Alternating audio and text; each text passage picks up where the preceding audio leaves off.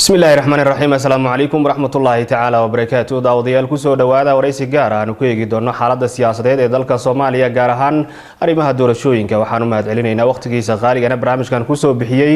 ambassador Daahir Maxamuud Geelle oo ah musharax madaxweyne mudane ku soo dhaw marka hore Soomaali Cable waqtiga kaga mahadcelinayna maasantiin waa dhawahay adiga iyo martida daawan doontan waa salaamantii salaamu calaykum waraxmatullahi aad u mahadsan tahay maalinnimadii jimcada waxaad qabatay shir jaraa'id uga hadlaysa arrimaha doorashooyinka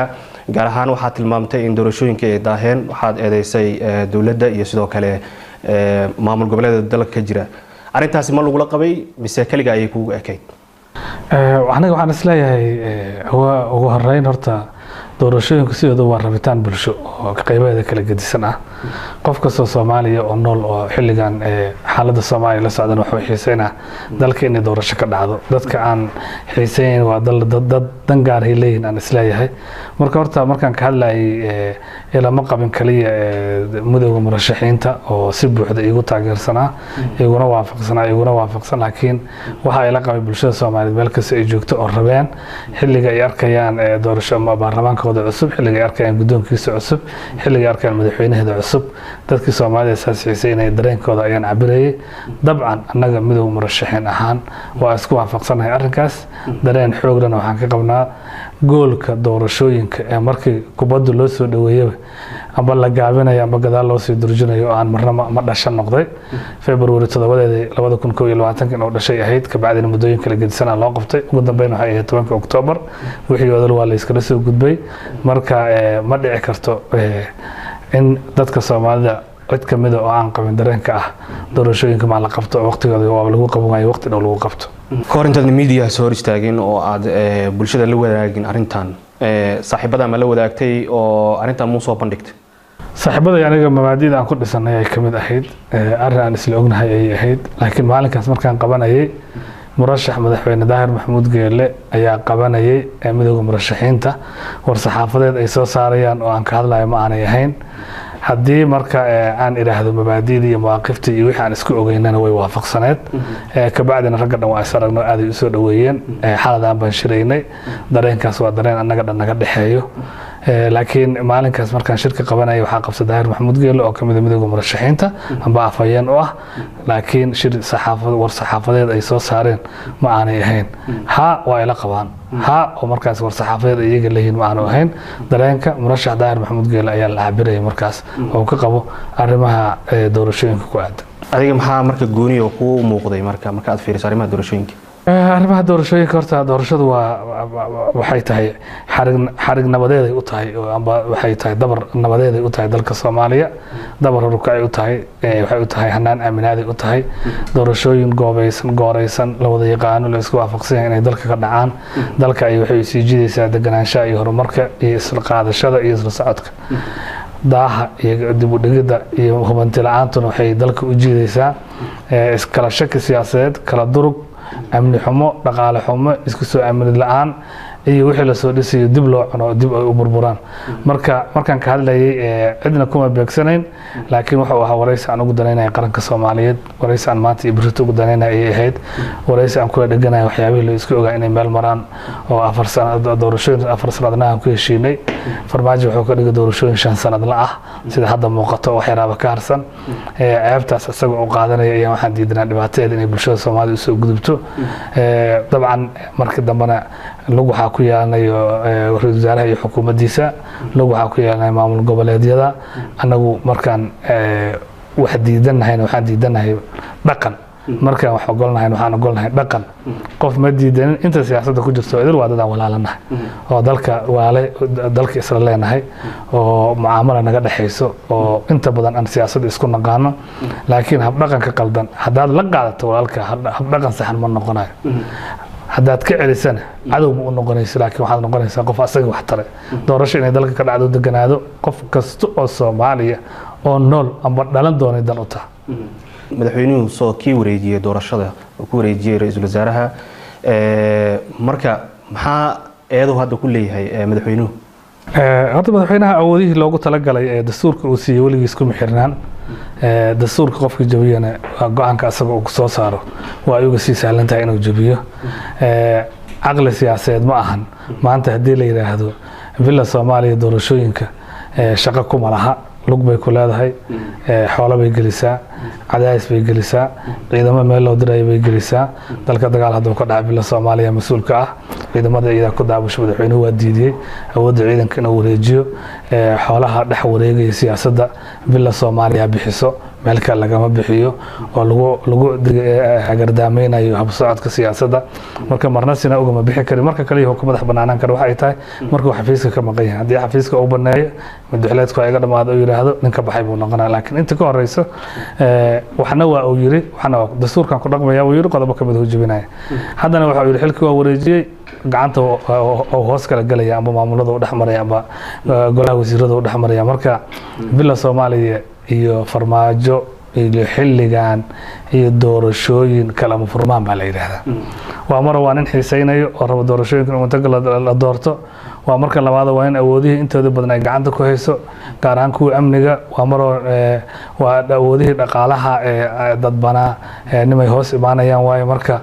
kala baxda la yiraahdaa asaga iyo doorashooyinka arinta guddiga doorashooyinka maadaama iyagu ay mas'uul ka yihiin oo doorashada loogu talagalay iyagu inay qabtaan awoodooda ma la falgeliyo guddigaas waa guddi fiinaa ugu dambeyn waana guddi la dhisay aniga waxaan rabaa wiilashaas iyo gabdhahaas inaan xurmeeyo oo xushmeeyo laakiin maadaama aanan eedeyneynin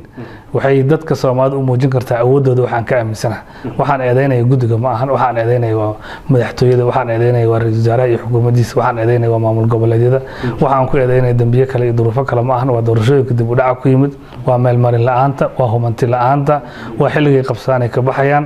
waxaan isleeyahay xalaqadaas oo doorashada guddigadu qaanuun ahaan ama sharci ahaan ama heshiis ahaan waa ay leeyihiin laakiin siyaasad ahaan iyo awood ahaan marka la fiiriyo qaybta ugu dambaysa oo in wax lagu eedeeyo ama wax lagu qabsado ayaan ka aaminsanahay waxaad la kulanteen dadku inta badan waxay leeyihiin ama dadka falanqeeyarimaha Soomaaliya waxay leeyihiin dhaqaale ahaan ma la awoodo xilligan in doorasho dalka uu galo beesha caalamka waad la kulanteen dabcan adiga aad ka mid tahay musharaxiinta madaxweynaha dalka u taagan ma kala hadasheen in dhaqaalaha doorashada loogu talagalay inay soo fasaxaan ilaa iyo hadda maamulada kuma hayno oo xukuumadda kuma hayno doorashooyinka waxaan ka wadi laanahay dhaqaale xumo jirta awgeed annagu markii duruuf taagan oo doorashooyinka hor taagan naloo sheego ayaan meel kasta xal uga raadin karnaa waa la xalin karnaa waa kala shaqeyn karnaa internationalka kala hadli karnaa kaalin muglo macna laan ka qaadan karnaa laakiin waxa naloo sheegay malaha annaguna waxaan nahay dadka go'aanka ma lihin doorashada laakiin dadkay doorashooyinka khusayso ayaan ugu horeynaa marka maadaama aysan soo sheegan wax meelaha laga sheegay ay tahay annagu kama duuli karno waxa kaliya ka duuli karno waxa ay tahay ra'iisul wasaaraha aan qabanayo yiri maamul goboleedyada iyaga laga rabaa deegaanada inay ka soo saaraan inay meelahaas xukumaan oo waa sheegeen waana joogaan iyagana caasimadii maamul goboleed ugu yaraan wada jooga nimankaas waxaa laga rabaa inay doorashooyinkii xilliga loogu talagalay way ku qaban waayeen laakiin ay dedejiyaan haddii caqabada ay la soo darseen inay hoos u yiraahdeen ma ahan waa inay kor u yiraahdeen si bulshada Soomaalida iyo daneeyaasha doorashooyinka Soomaaliya oo la xaliyaan oo annaga aan ugu horeyno doorashada aqalka sare inta badan waa la qabtay oo waa la doortay xildhibaanada aqalka sare sidoo kale waxaa la doortay laba ka mid ah xildhibaanada aqalka hoose maxaa macnaha oo xilligan ay leedahay in laba xildhibaan la doortay maxaa adiga ku muuqanay aniga waxay la tahay dawlad iyo doorashooyin waxa laga rabaa in la dhameystiro waa isbedel siyaasadeed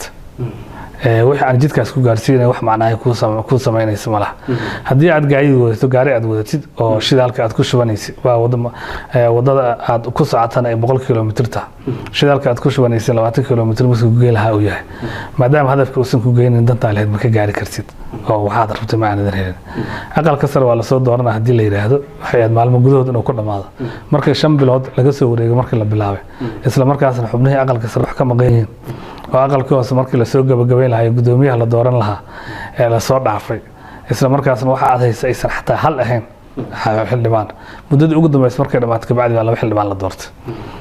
waxa la rabay laba xildhibaan in la doorto ma ahayn aqalka muddo hore la soo dhameystiro oo doorashooyinka ay sii socdaan bay ahayd marka waxaa iska hoos galshan dawladda iyo dadka doorashooyinka ku shaqada leh bilowga iyo dhameystirka annagu waxaan ka rabnaa waa natiijo isku day maaha doorashooyinka in la bilaabo ma ahan in la dhammaystiran karnaa anaga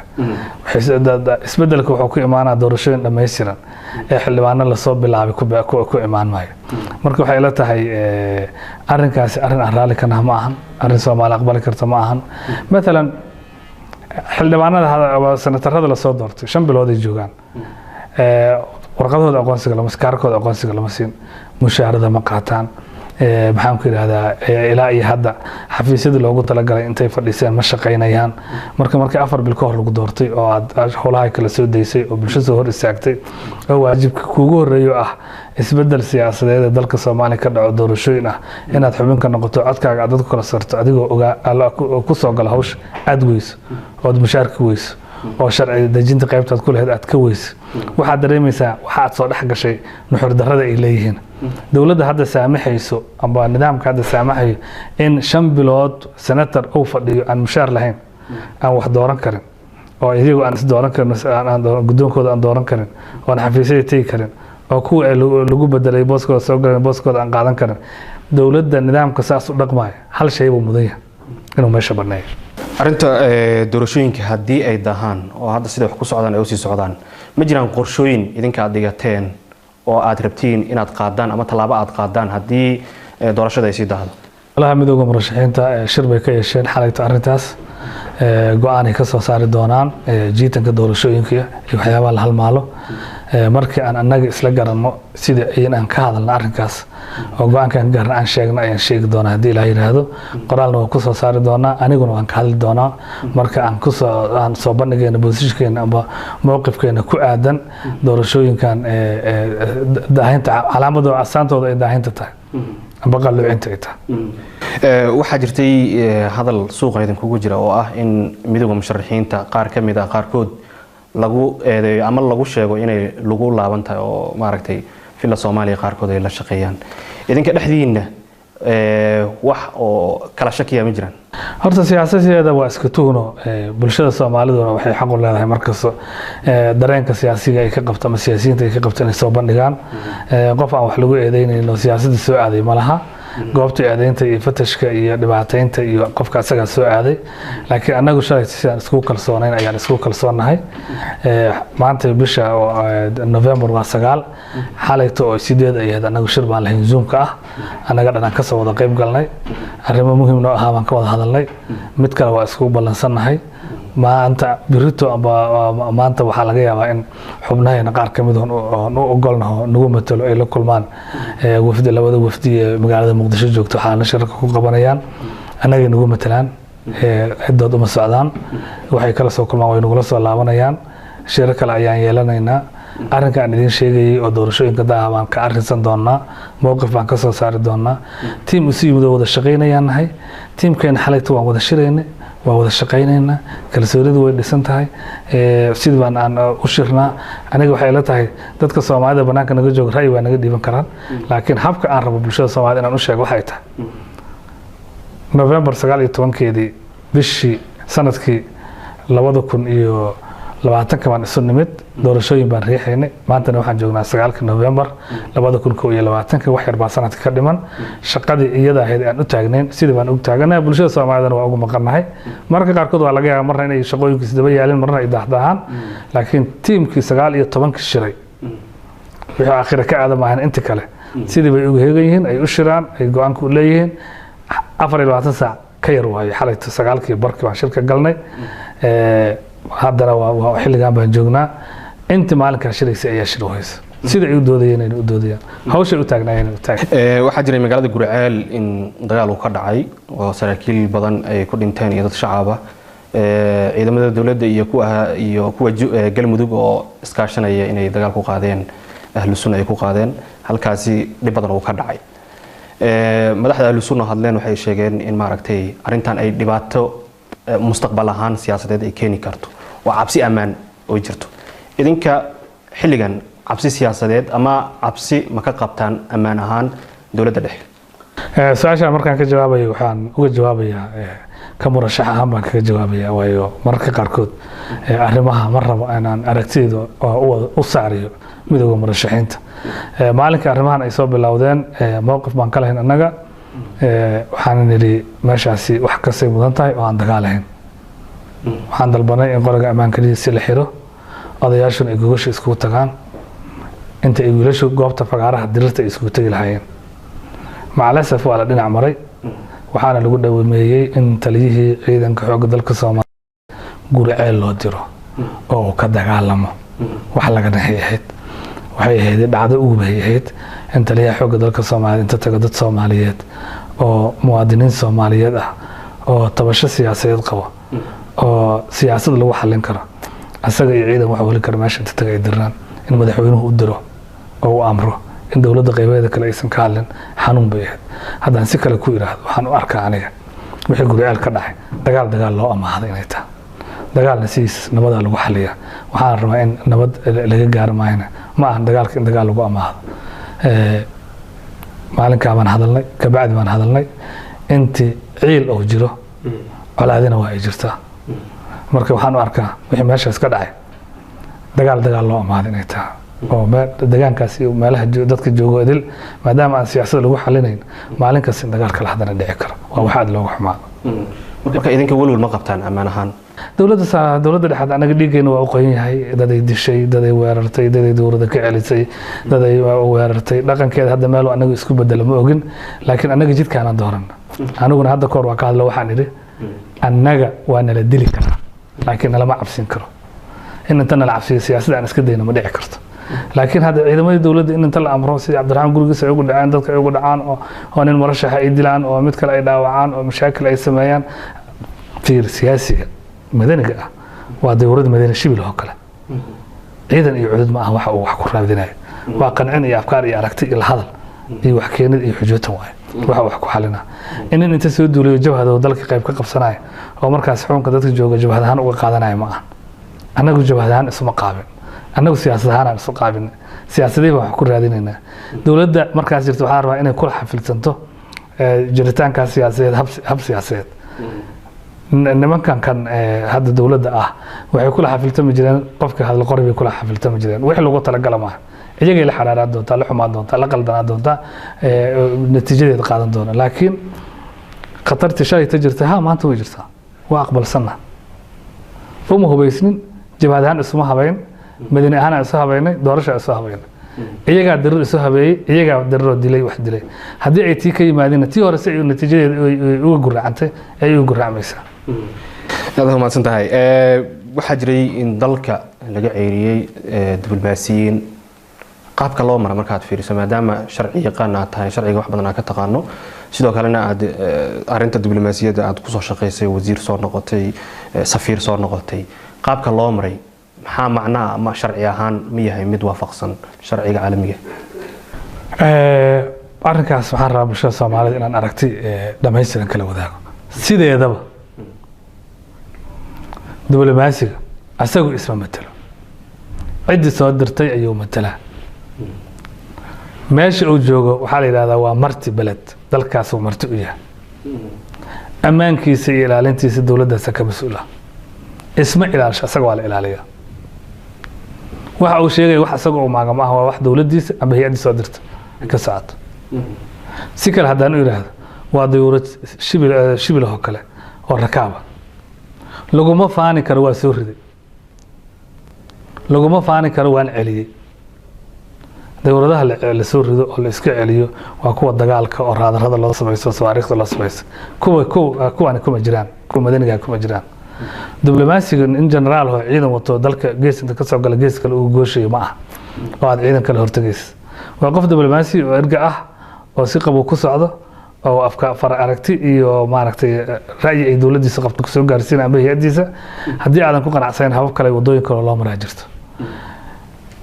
dadka Soomaalida macnaheedu waxa guul iyo libin looga dhigaa in ninka hebel ahaa oo diblomaasiga ah safiir hebel ama meel bilaayin ka yimid dalka ka baxaan riyo dalkii uu ka baxay oo anaga cududaasan leena haytham markay raacdeynayeen haytham ma waafaqsaneen PNG dadka loo bixiyo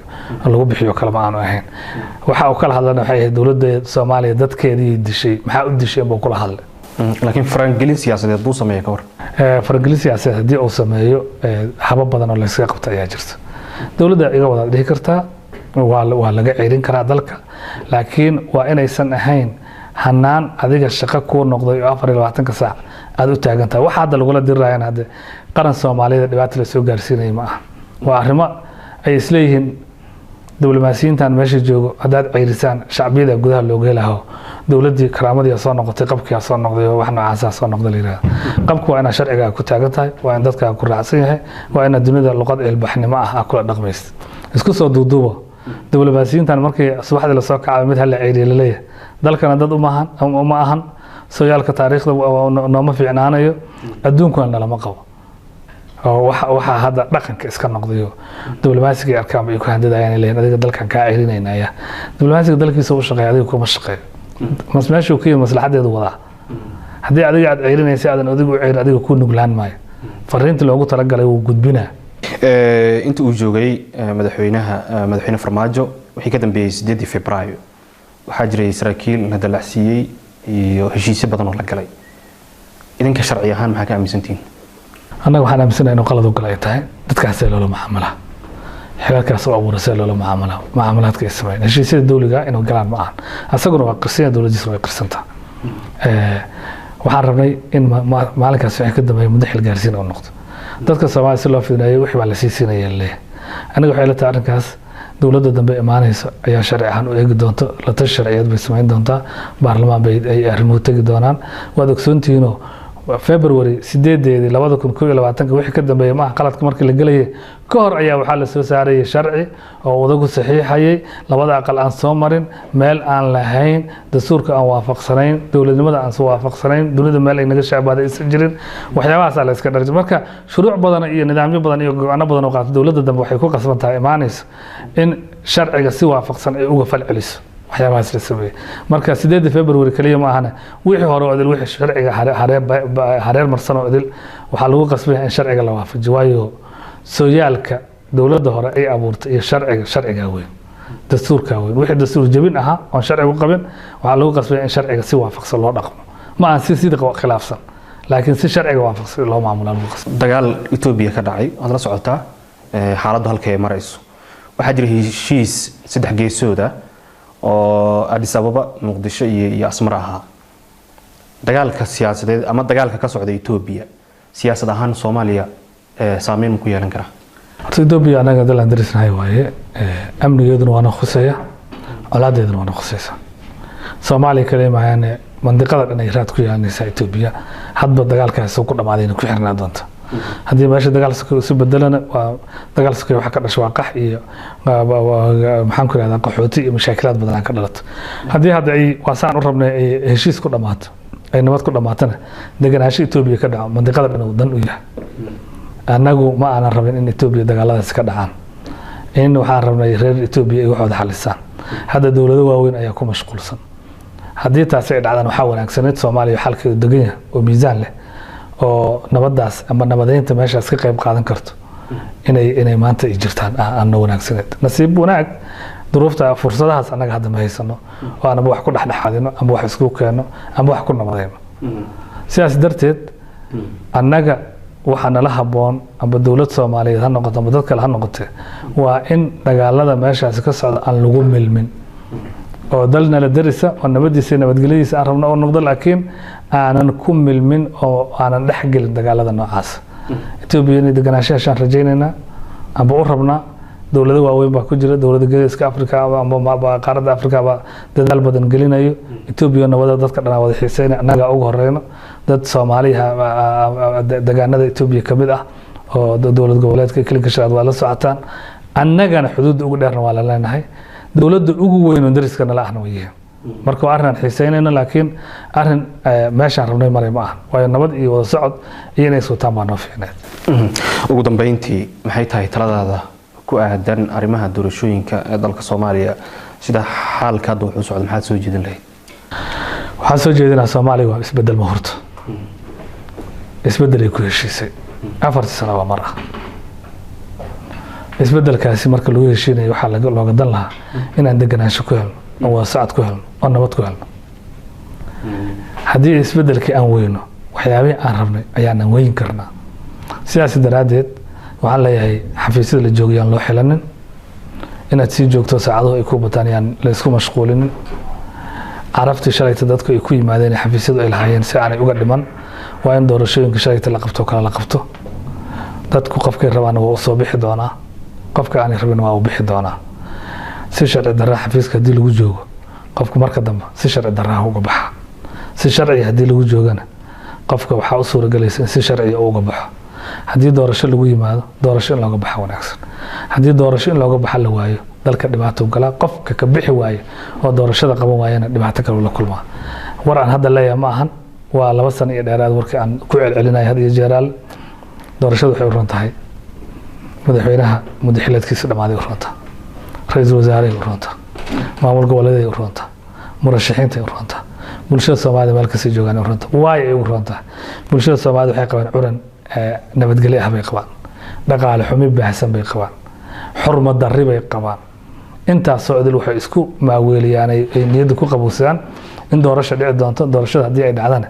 dawlad cusub imaanaysa dawladdaas cusubna silica iyo saxariirta iyo falxumada iyo experience-ga xanuunka badan ee soo maray laga dhaqi doono hadii ay soo baxdo doorashadaas inaan meel lagu ogeyn dadku dhaqdhaqaaq bay sameyn karaan dhaqdhaqaaq ay sameeyaan qof saadaalin karta ma jirto laakiin bitaakiid sanaadiiq inta meel dhigaan codkan lagu rido ma dhihi doonaan marka waxaan rabnaa mugdigaasi aan loogu guurin Soomaaliya isla ugu guurin meesha nalku ka shidan yahay oo teendhada ah oo sanduuqa dhalada ah oo doorashada ah dadajinteeda dadka xafiisyada jooga ka shaqeeyaan leh aad iyo aad mahadsan tahay guud ahaan daawadayaal intaas ayaan ku soo gabagabeynaynaa waraysigii gaarka aan uga hadlaynay xaaladda siyaasadeed ee dalka Soomaaliya gaar ahaan arrimaha doorashooyinka dalka waxaan u mahadcelinaynaa waqtigiisa qaaligan waraysigan ku soo bixiyay ambassador Daahir Maxamuud Geelle oo ah musharax madaxweyne ee dawladda Soomaaliya waqtigiisa qaaligan waraysigan ku soo bixiyay anigu Cabdullaahi Ahmed Cali idin la socodsiinayay dib intaan kulmi doono waraysikan lamida dhamaanteen isku duuban waxaan idin leenahay sidaas iyo nabadgelyo